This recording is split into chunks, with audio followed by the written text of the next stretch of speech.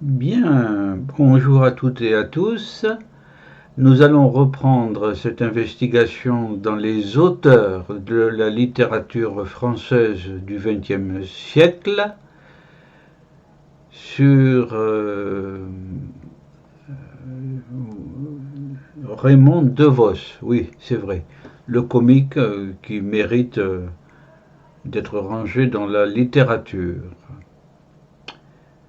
Alors, vous savez que j'aime bien mettre des citations que je trouve dans les articles que j'ai résumés et traités par des citations originelles et originales. Henri Troyat, grand écrivain, historien aussi. Trop de cervelle et pas assez de tripes. On meurt vite de cette maladie-là. Trop de cervelle et pas assez de tripes. Je crois que Henri Troyat était d'origine russe, donc les tripes, ça se comprend. Trop de cervelle et pas assez de tripes. On meurt vite de cette maladie-là. De Claude Simon. L'impalpable et protecteur brouillard de la mémoire. L'impalpable et protecteur brouillard de la mémoire. Bon, la mémoire peut faillir, donc ça crée un brouillard. Et des fois, ça peut être protecteur, de ne pas se souvenir de ce qui est désagréable, par exemple. Impalpable, là, bon. Claude Simon. Alors, nous voici donc à Raymond DeVos sur fond de Muscari, je crois. Voilà, Raymond DeVos. Donc, mort en 2006, il n'y a pas longtemps, on l'a tous connu pratiquement. Quelques propos, une note sur Marcel Aimé, que DeVos devait fréquenter, mort en 67, et une bibliographie, une page, une seule page. Raymond DeVos avait sa mine réjouie, le comique. 2006, disparition du fin comique. Ouais. Propos. On peut rire de joie, oui, mais ce n'est pas le rire que nous pratiquons. Nous pratiquons le rire très particulier du comique. Ah, et le comique ne rit pas de joie. Alors. Voilà. Et pourtant, bon, ça mériterait dissertation, ça. Ensuite, rions de nous, mais pas des autres. Ça se comprend tout de suite. Rions de nous, mais pas des autres. Ne pas se moquer. C'est bien, c'est bien. J'ai dit que j'avais arrêté de vieillir pendant un certain temps. C'est original, ça. Ça a été dur. C'est comme on dit qu'on arrête de fumer. Quand personne ne m'observe, j'ai envie de prendre un petit coup de vieux, mais je me retiens. Un petit coup de vieux. Ouais, c'est du comique, du sens des mots aussi. Hein. Voilà, voilà. De Vos considérait Marcel Aimé comme le plus grand auteur comique. Ah. Écrivain original, nombreux romans et pièces de théâtre. Marcel Aimé, mort en 67, un an avant 68. A écrit du fantastique comme Le Passe-Muraille. Oui, Marcel Aimé. S'est tenu en marge des milieux intellectuels. En marge. Écrivain en marge. Marcel Aimé. De son succès au public, pas aux critiques. Au public. On peut plaire au public et pas aux critiques. Ça n'empêche pas d'être célèbre. Il critiquait tout et n'épargnait personne.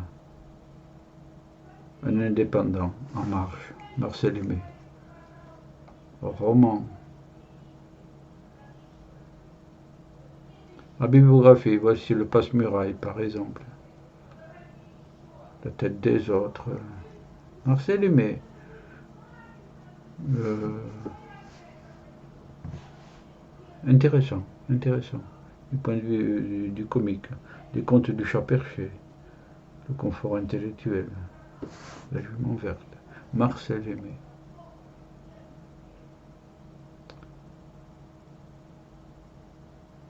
C'était sous l'égide de Raymond DeVos, donc ça. Claude Simon maintenant. Claude Simon. C'est une Nobel, Claude Simon.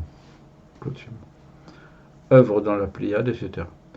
Politicien politique de nulle part, un passé qui ne passe pas. Bon, on va voir ça. Son sens de l'écriture, sa philosophie existentielle et quelques citations. Toujours sur l'homme. Toutes ces séries sont sur les écrivains. Très peu sur l'œuvre proprement dite. Nobel, Claude Simon, Nobel, 1985, mort en 2005. Le voici. À l'Acacia. L'Acacia, je l'ai acheté parce que je suis un passionné d'arbres et j'ai voulu le lire. Eh bien, il y a un style très original, Michel Simon. C'est-à-dire, on voit le début de la phrase, mais on n'en voit jamais la fin. Il joue avec la ponctuation. La Pléiade, œuvre. Donc, édition établie, Gallimard, d'accord. 1664 pages. C'est normal, il y a de quoi lire pour un écrivain. Simon a choisi les romans du volume de la Pléiade et exclut un livre majeur, l'Acacia, car il était déjà célèbre. Oui, déjà célèbre. Mais je ne l'ai pas fini. J'ai compris que ça se passait en 14-18, un passage, mais je ne l'ai pas fini. Je suis peut-être pas méritant de ce côté-là pour la lecture, mais quand même, je lis beaucoup. J'ai pas fini. Bon. Chef-d'œuvre, La route des Flandres. La route des Flandres, ah bon. Et le Palace, La route des Flandres. Bon. Voilà donc d'autres livres encore. Claude Simon s'est tenu à l'écart, donc, tant du communisme que du fascisme. Pas la moindre tentation vichiste, aucun compromis avec ce passé qui ne passe pas. Ce passé qui ne passe pas. L'expression est intéressante, si elle est de Claude Simon, sans doute. Voilà. Le passé qui ne passe pas. Écriture. Il écrit pour restituer le monde par le souvenir, mais par fragments, par éclats, en un gigantesque et somptueux kaléidoscope. Gigantesque et somptueux. Hein, d'autobiographie masquée, de description et de sensation. Pas de chronique familiale, il avait horreur de passer pour un chroniqueur familial. Il a écarté de tous ses romans son histoire familiale, donc il déteste parler de lui. Voilà. Il n'a jamais cédé à l'aigreur ou à la résignation, il a toujours préféré l'humour. L'humour. C'est un humoriste, donc on voit avant déjà. Oui, les Flandres, il n'y a pas l'humour qui est mentionné avant.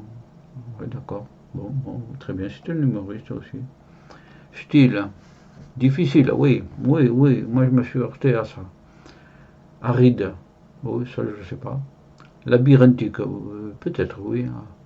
À force d'avoir une phrase qui commence et on ne voit jamais où ça finit, c'est une avalanche, quoi. Simon sera trop difficile à lire pour ceux qui attendent de la littérature de quoi colmater leur infantile besoin de Camelot, c'est pas mon cas pourtant, celle dont se repaît le marché littéraire. Le marché littéraire. Il y a le marché littéraire et la vraie littérature, donc. Voilà, bon, en quelque sorte. Bon, d'accord. L'insignifiance actuelle est organisée. La plupart des livres reproduisent aujourd'hui le néo-blabla. Eh ben, le journaliste qui avait écrit l'article duquel je suis parti était un pro de Claude Simon. Claude Simon. Voilà. Réputé quand même aride, difficile. À bon entendeur, salut, achetez l'Acacia et allez plus loin que moi. Philosophie existentielle. Je vois chez Simon une affirmation de la valeur de la vie humaine, si éphémère, si fragile. Oui, tout à fait. Et la preuve que l'homme peut imposer un sens, fût-il provisoire, à ce monde toujours en train de se faire et de se défaire. À ce monde toujours en train de se faire et de se défaire. Alastair Duncan. Oui, oui, oui. Si éphémère et fragile, et à partir de tout ce qui est éternellement en train de faire, se faire, dégager un sens. Oui, oui, oui, oui. Il s'agit dans les romans de Simon de traverser l'immense féerie négative du temps. Féerie négative du temps. Cet enchevêtrement de massacres, de tueries, là on comprend mieux. De massacres, de tueries qui s'appellent le XXe siècle, c'est vrai, 2 guerres mondiales. L'écrivain nomme cette convulsion démoniaque le cadavre de l'histoire. Ah, c'est dans l'Acacia. J'avais bien compris que l'Acacia, ça portait sur la guerre de 14-18, notamment. Et je suis un amateur de la guerre de 14-18, puisque j'ai lu Maurice Genevoix sur le 14 et que j'ai fait pas mal de vidéos sur le 14. Parce que moi, Genevoix, c'est très très bien.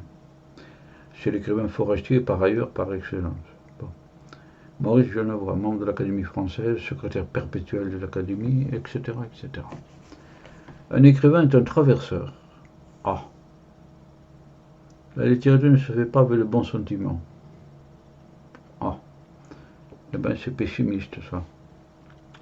Voilà, un traverseur. Voici les valeurs de son existence. Donc, à travers une autre personne, c'est ce monde, ce monde qui se fait, se défait. Il faut trouver un sens. Il faut traverser le négatif du temps, les massacres, le cadavre noir de l'histoire. C'est sombre, c'est sombre. Et l'écrivain donc est un professeur, pas des grandes choses, c'est qui passe à travers, c'est tout. La littérature ne se fait pas de bon sentiment, ça c'est autre chose. Bon, donc, ouais, Claude Simon. Citation. Alors, par exemple, de pâles confettis de soleil jouaient à travers les feuillages des platanes sur le terre-plein mouillé. Ça va. Les visages de prophètes chromolithographiés. Mot un peu compliqué. Bon. L'impalpable protecteur brouillard de la mémoire. Mon tramway. Bon. Aucune ville ne répond mieux à l'expression sortie de terre que New York. Contraire de Saint-Pétersbourg, soudain posé horizontal. Il faudrait une dissertation pour comprendre ça. Les deux villes ont été bâties sur le sol. Je suis peut-être au ras des pâquerettes, mais il n'y a pas d'autre manière. Je suis allé à Saint-Pétersbourg, je ne suis pas allé à New York. Voilà. Bon. C'est beau, ça c'est Saint-Pétersbourg. C'est beau, c'est beau, c'est beau, c'est magnifique. Pierre Ier a bien fait. Voilà. Alors, nous allons passer maintenant à un éminent écrivain, Julien Gracq, duquel il a été dit énormément de bien il y a quelques années, ou moins de 10 ans de ça. Voilà, voilà à peu près. Voilà. Et bien, dans cette perspective, avec Julien Gracq, nous allons nous quitter. Voilà. Sur fond de, je crois, Muscari. Et bonne continuation pour vous dans vos activités intellectuelles ou autres. Voilà. Au revoir à tous et à toutes.